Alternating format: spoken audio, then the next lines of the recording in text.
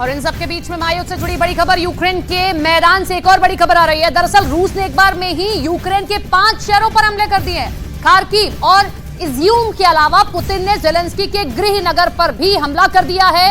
ये बड़ी खबर आप देख रहे हैं। पुतिन हमेशा कुछ ऐसा करते हैं जिससे पूरी दुनिया चौंक जाती है। इस बार पुतिन ने एक ऐसा फैसला ले लिया है जिसमें यूक्रेन में ही नहीं पूरे यूरोप में खौफ छा गया है। पुतिन एक ऐसी मिसाइल की तैनाती करने जा रहे हैं जो सिर्फ 1 सेकंड में किसी भी शहर को जलाने की क्षमता रखती है। यह हथियार इतना ताकतवर है कि 60 मिनट में दुनिया के 60 शहर तबाह कर सकता है।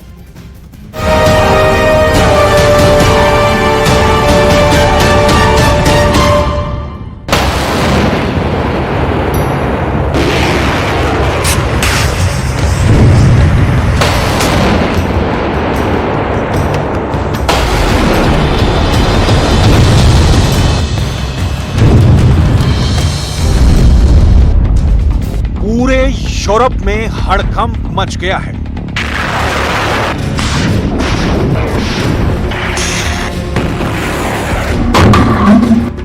यूरोप के तमाम देशों में तनाव फैल गया है। दावा किया जा रहा है कि एक तरफ यूक्रेन ज़ापोरिज़िया न्यूक्लियर प्लांट पर ही बम फोड़ने जा रहा है, तो दूसरी तरफ पुतिन यार्स मिसाइल को सेना में शामिल करने जा रहे हैं। ये मिसाइल परमाणु हमला करने में सक्षम है, यानी यूरोप परमाणु के डबल डेंजर को झेल रहा है।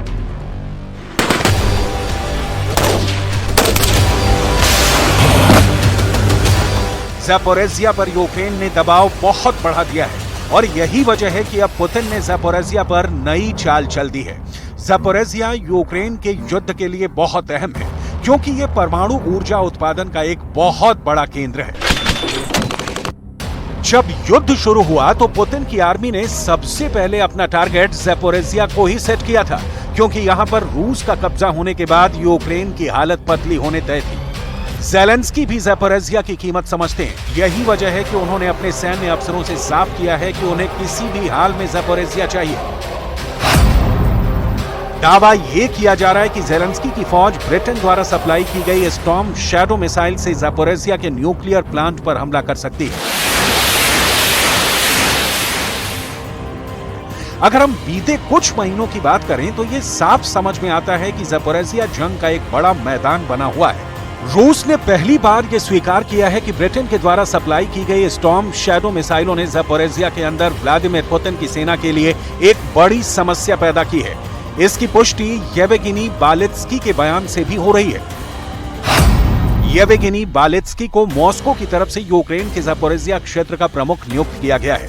यूक्रेन में ज़ापोरिज़िया क्षेत्र के प्रमुख येवगेनी बालित्स्की ने कहा कि ज़ापोरिज़िया के अंदर स्टॉर्म शैडो हथियार परेशानी पैदा कर रहा है और क्रेमलिन की सेनाओं के लिए अमेरिका के हिमार्स की तुलना में ज्यादा खतरनाक साबित हो रहा है। बालित्स्की ने आगे कहा कि यूक्रेन की सेना निश्चित रूप से हमें अपनी मिसाइलों से परेशान करने में कामयाब हुई है, खास तौर पर स्टॉर्म शैडो मिसाइल।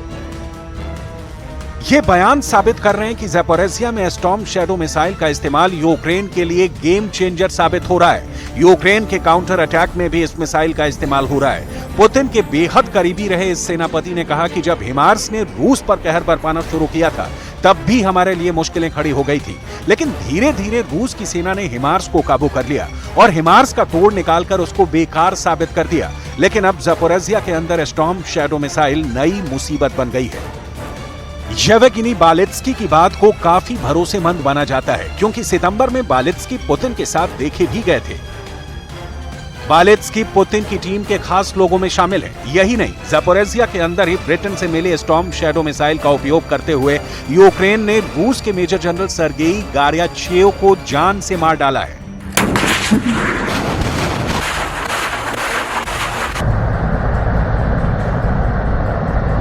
पश्चिमी मीडिया के दावों के मुताबिक मेजर जनरल सर्गेई गार्याचेव ज़ापोरिज़िया इलाके में एक रूसी बंकर में मौजूद थे। इसकी खबर यूक्रेन के खुफिया यूनिट ने यूक्रेनी एयरफोर्स को पहुंचा दी, जिसके बाद यूक्रेन के लड़ाकू विमानों ने ब्रिटेन से मिले स्टॉर्म शैडो मिसाइल से बंकर पर हमला किया। दावा किया गया है कि जैसे ही स्टॉर्म शैडो मिसाइलों ने धमाके के साथ बंकर को उड़ाया, उसी वक्त उसकी चपेट में रूसी मेजर जनरल सर्गेई गार्याचेव आ गए और मारे गए। रिपोर्ट के दावों के मुताबिक मेजर जनरल सर्गेई गोर्याचेव के मारे जाने से ज़ैपोरिज़िया इलाके में रूसी सेना को बहुत बड़ा झटका लगा है।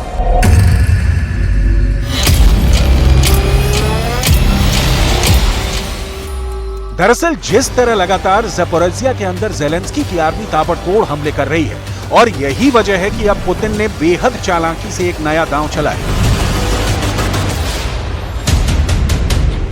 पुतिन की सरकार की तरफ से दावा यह किया गया है कि ज़ैपोरिज़िया को जीतने के लिए ज़ेलेंस्की की फौज परमाणु संयंत्र पर ही हमला कर सकती है।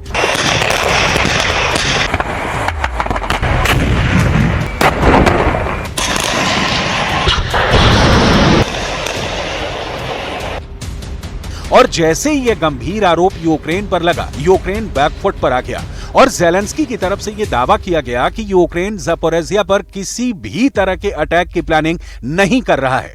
इसके पीछे रणनीतिक कूटनीति क्या है?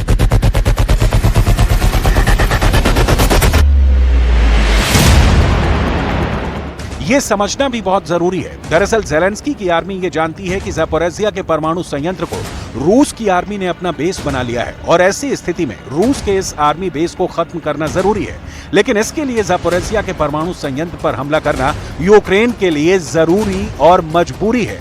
लेकिन पुतिन पहले ही अपने प्रोपेगेंडे से ज़ेलेंस्की के मनोबल को कमजोर करने में लगे हुए हैं। इस प्रोपेगेंडे के जवाब में ज़ेलेंस्की भी दिखावे के लिए शांति की धुन बजाना चाहते हैं। ज़ेलेंस्की शांति समझौता करवाने के लिए दुनिया से अपील कर रहे हैं। З нашими партнерами на всіх рівнях. Сьогодні керівник Офісу Єрмак, міністр закордонних справ Кулеба, профільні заступники керівника Офісу Андрій Сибіга і Ігор Жовко працювали з послами країн-партнерів заради формули миру. Заради того, щоб країни долучались. Я говорив із президентом Замбії, двосторонні відносини, формула миру. Ще одна держава глобального півдня підтримує наші ініціативи.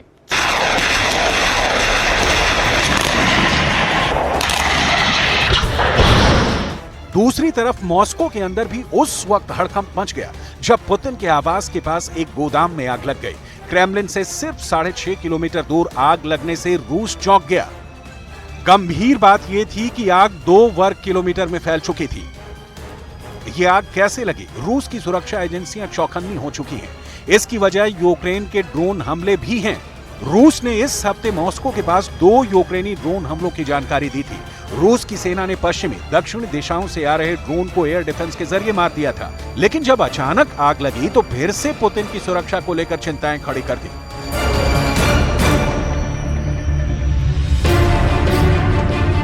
दूसरी तरफ पुतिन की यार्स मिसाइल की वजह से यूक्रेन ही नहीं पूरे यूरोप में काफी तनाव फैल गया है।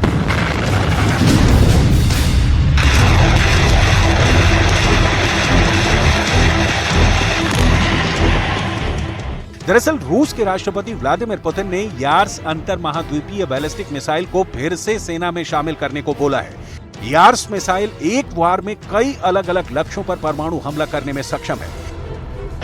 ये मिसाइल इतनी खतरनाक है कि एक बार में यूक्रेन की राजधानी कीव को नक्शे से मिटा सकती है। रूस के स्ट्रेटेजिक मिसाइल फोर्स के कमांडर्स का दावा है कि स्ट्रेटेजिक मिसाइल फोर्स इस साल यार्स मोबाइल कॉम्प्लेक्स के साथ एक बार फिर से तैनात होने जा रही है।